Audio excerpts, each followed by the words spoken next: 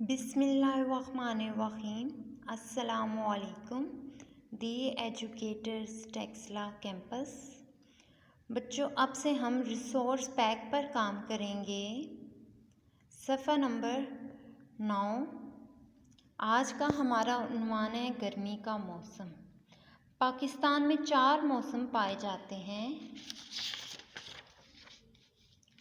गर्मी, सर्दी, बहार, ख़िज़ा। लेकिन हम आज पढ़ेंगे जो मौसम वो है गर्मी का मौसम। इसके बारे में हम नज़म की पढ़ाई करेंगे।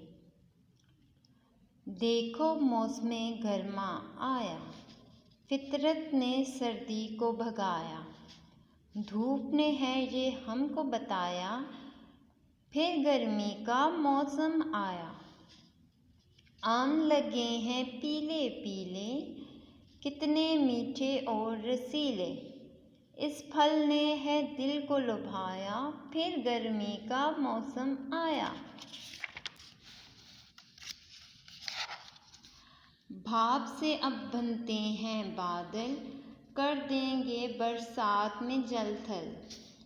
कुदरत ने क्या खेल दिखाया, फिर गर्मी का मौसम आया। बच्चों, आपने इसको याद करना है और इसकी पढ़ाई की वीडियो बना के मुझे इनबॉक्स करना है। शुक्रिया। अल्लाह हाफिज़।